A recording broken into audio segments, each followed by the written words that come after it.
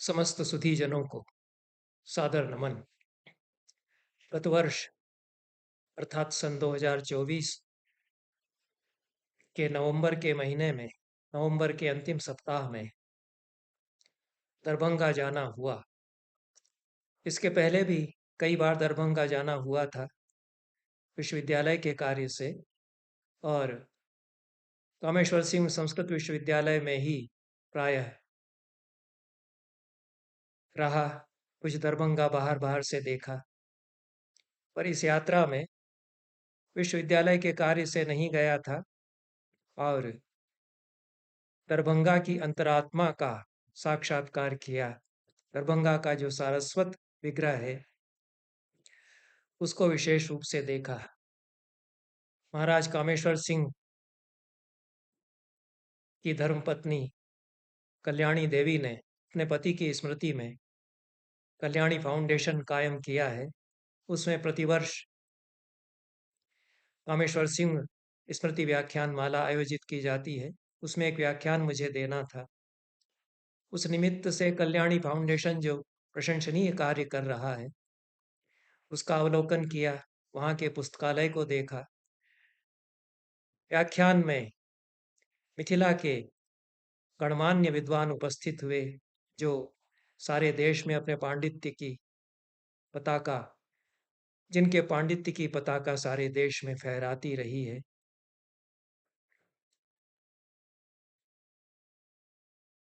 पंडित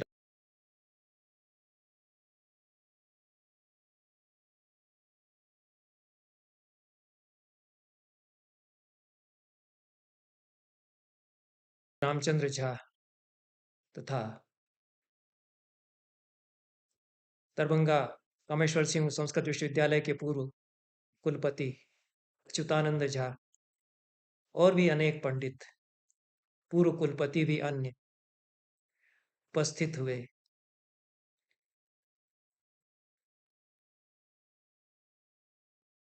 वर्तमान कुलपति भी कामेश्वर सिंह संस्कृत विश्वविद्यालय के उपस्थित हुए इस व्याख्यान में और प्रकाशनों का अवलोकन किया। कल्याणी फाउंडेशन के द्वारा जो अत्यंत ही महत्वपूर्ण प्रकाशन किए गए हैं उनका अवलोकन किया। पर विशेष रूप से अद्वितीय अनुभव मेरे लिए रहा वह सरिसब पाही की यात्रा। सरिसब पाही एक गांव है दरभंगा के निकट। उस गांव की विद्या परंपरा विश्व में अनूठी है। ऐसी विद्या परंपरा अन्य क्षेत्रों में दुर्लभ ही कही जा सकती है। कम से कम 1000 वर्षों की विदित परंपरा है जहां पंडितों की कई कई पीढ़ियां सरिसब पाही गांव में रही और बड़े बड़े नैयायिक वहां पर रहे। वर्तमान काल में भी वहां पर अभी पंडित अनेक निवास कर रहे हैं। सरिसब पाही परिसरक सारस्वत साधना, यह मैथिली में पुस्तक है जो सोमनाथ झा ने संपादित की है। इसमें इसका विवरण देखा जा सकता है, उस पर मैं अन्य किसी अवसर पर चर्चा करूंगा। पर सरिसब पाही ग्राम में किस प्रकार से जो वैभव, सारस्वत वैभव वहाँ का है, उसका मैंने साक्षात्कार किया। हमारे साथ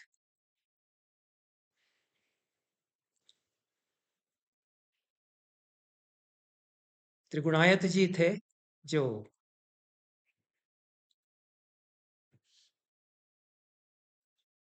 मोतिहारी जिला में स्थित केंद्रीय संस्कृत विश्वविद्यालय में शोध कार्य कर रहे हैं। और भी विद्वज्जन मेरे साथ में थे इस यात्रा में, सरिसब पाही ग्राम की यात्रा में।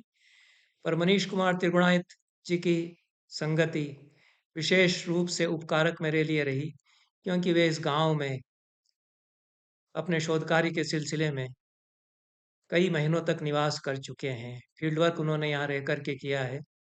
यहाँ के लोक ज्ञान और प्रकृति पर शोध वे करते रहे हैं।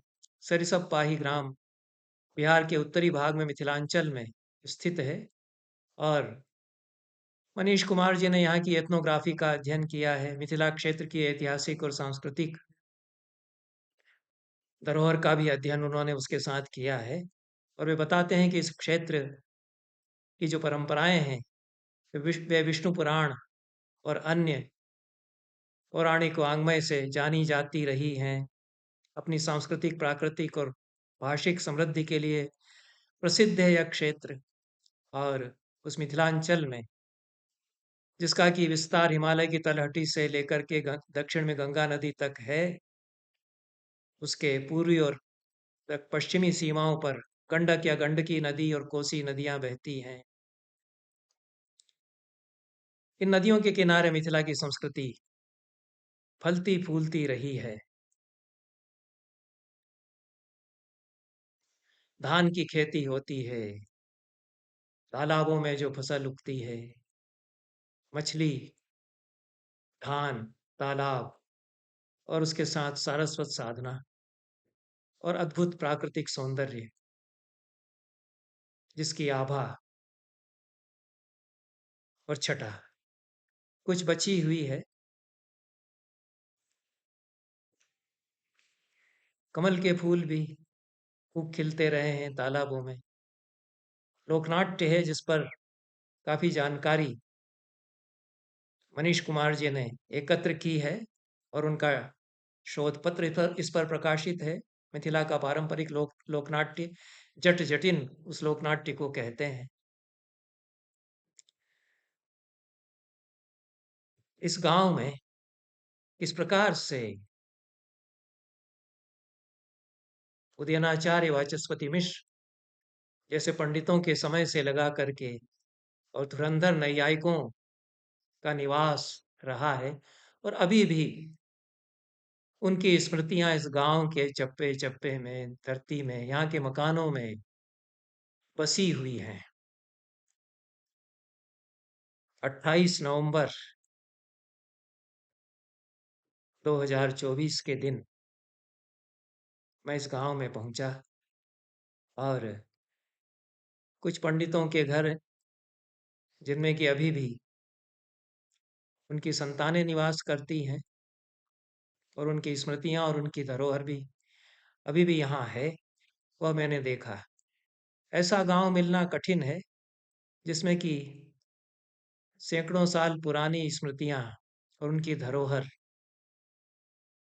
बची हुई हो और गांव भी काफी कुछ बचा हुआ हो। इसलिए सरिसप पाही में घूम करके आनंद प्राप्त हुआ। दरभंगा से सरिसप पाही पहुंचने में 1 घंटा का समय लगता है। सड़क अच्छी है। गांव की सीमा में प्रवेश करते ही बदला हुआ जो परिवेश है उसका अनुभव होने लगता है। हमने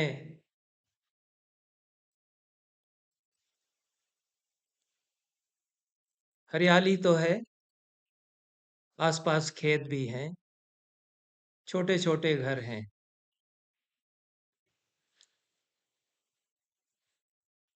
अमल कुमार झा सबसे पहले मिले।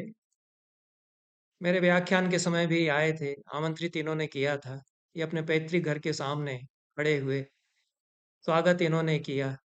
बड़ा काम कर रहे हैं अमल कुमार झा भी।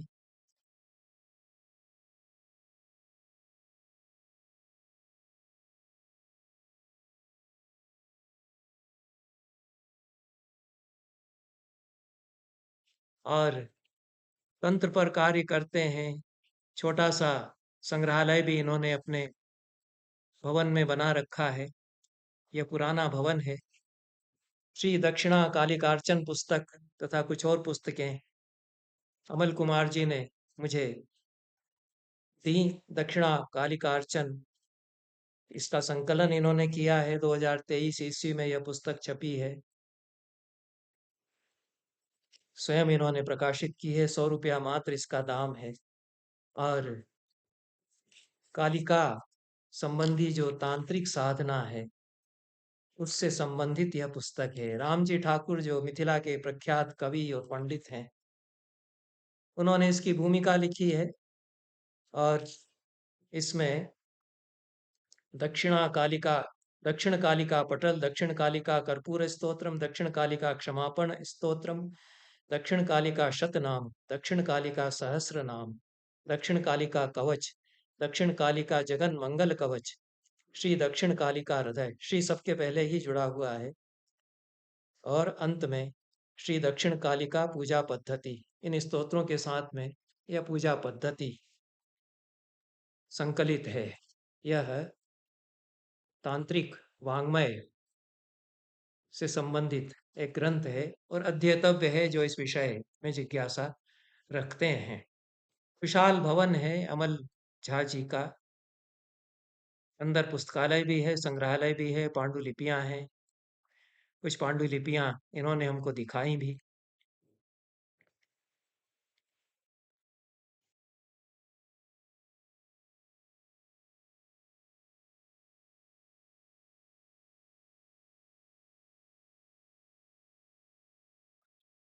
सर गंगानाथ झा के घर जाना हुआ। बहुत पुराना घर है, उनका यह पैतृक घर रहा है। मिथिला राज की अनेक वर्षों तक उन्होंने सेवा की, पुस्तकालयाध्यक्ष रहे। यहाँ की लाइब्रेरी उन्होंने निर्मित की मिथिला राज की दरभंगा में, और भी बड़े कार्य उन्होंने किए। इस भवन में किशोरावस्था में और युवावस्था में वे निवास करते रहे। अब तो कुछ जर्जर हो गया है और पर बचा हुआ है अभी भी यह घर।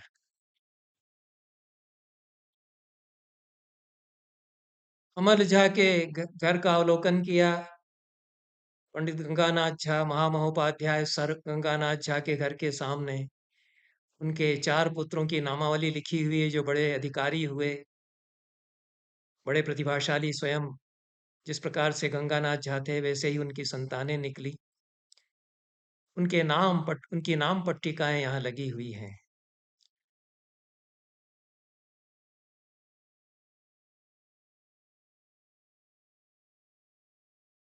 एक दूसरी विभूति जो सरिसप पाही में रहती रही है वो पंडित बालकृष्ण मिश्र हैं, महामहोपाध्याय पंडित बालकृष्ण मिश्र।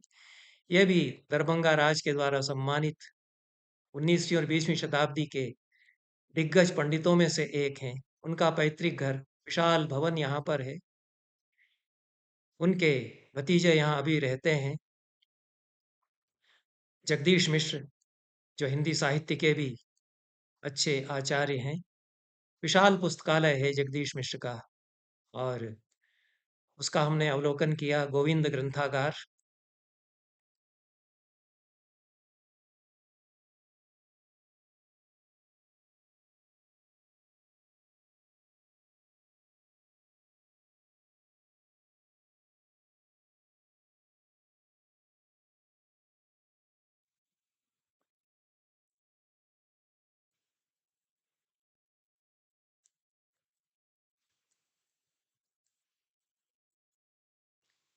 डॉक्टर गोविंद मिश्र स्मारक ग्रंथागार। यह नवटोल सरिसप पाही के अंतर्गत छोटी छोटी सी बस्ती है। नवटोल मोहल्ला कह सकते हैं सरिसप पाही में। उसमें यह ग्रंथागार है। 2019 में जगदीश मिश्र जी ने इसको स्थापित किया। विशाल ग्रंथागार है। उपयोग भी अभी होता है। प्रकाशन भी यहाँ है। अनेक छात्र बाहर से पढ़ने के लिए आते रहे। उन्होंने कुआं यहाँ खोदा। कुआं तो अब पानी उसमें नहीं है, पर कुआं कूप बचा हुआ है जल की व्यवस्था के लिए। कहाँ वो छात्र सोते थे। एक गुरुकुल पूरा हर पंडित के घर में चलता ही था और नवटोल नाम है कि टोल पाठशाला के लिए आता है। पूरा मोहल्ला ही एक पाठशाला है। पूरा सरिसप पाही ग्राम एक विश्वविद्यालय, एक विद्यापीठ है। हमारे विश्वविद्यालय वास्तव में ऐसे ही रहे हैं। नालंदा तक्षशिला रहे होंगे बड़े विश्वविद्यालय, पर जो सच्चे विश्वविद्यालय हमारे हैं वो छोटे छोटे गांवों में रहे, क्योंकि राजाओं ने पंडितों को यहाँ बसा दिया, उनको जमीनें दे दी, वे यहाँ रहे। यहाँ सारस्वत साधना उन्होंने शांत रह करके शांत वातावरण में सुख से आनंद से निवास करते हुए की। अनेक छात्र आते थे। उन छात्रों की स्मृतियाँ भी यहाँ नवटोल मोहल्ले में बसी हुई हैं। सुंदर परिवेश है अभी भी, तालाब है, हरा-भरा परिवेश है।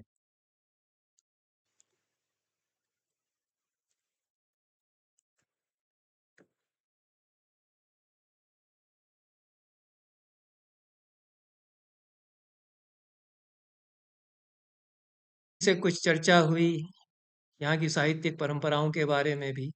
उन्होंने महामहोपाध्याय पंडित बालकृष्ण मिश्र स्मृति ग्रंथ मुझे भेंट किया।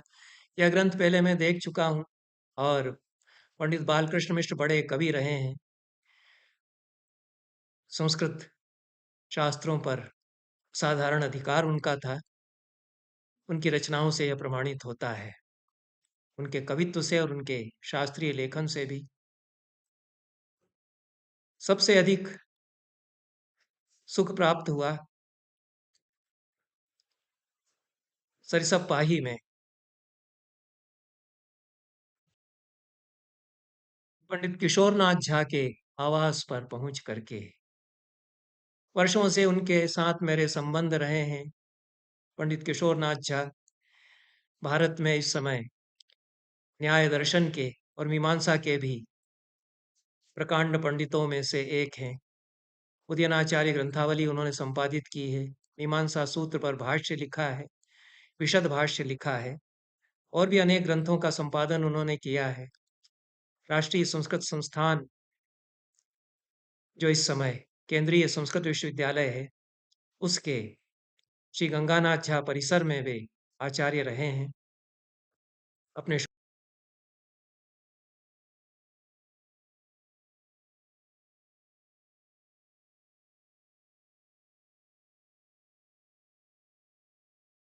शोध कार्यों के लिए विशेष रूप से वे जाने जाते हैं और अपने पांडित्य के लिए भी जाने जाते हैं। पत्राचार भी उनसे लंबे समय तक होता रहा है। उनके अनेक पत्र संस्कृत में लिखे हुए मेरे पास हैं। मिलना-जुलना भी उनसे होता रहा है और पिछले लगभग 4 वर्षों से उनसे भेंट नहीं हो पाई थी। वे सरिसप पाही में ही कुछ वर्षों से रह रहे हैं अपनी सेवानिवृत्ति के पश्चात। जो उनका पैतृक गाँव है, वो पैतृक घर उनका यहाँ है। उनके घर में उनके साथ बातचीत हुई और किशोरनाथ झा सेवानिवृत्ति के पश्चात इस गाँव में रहते हुए सक्रिय रहे हैं और इस गाँव में प्रकाशन की व्यवस्था उन्होंने की। पुस्तकें प्रकाशित हुई यहाँ से और सजीव परंपरा उदयनाचार्य और वाचस्पति मिश्र के समय से लगा करके 21वीं शताब्दी तक जो सरिसप पाही गाँव की बनी हुई है, उसके एक उज्जवल प्रतिनिधि किशोरनाथ झा अभी भी यहाँ हैं।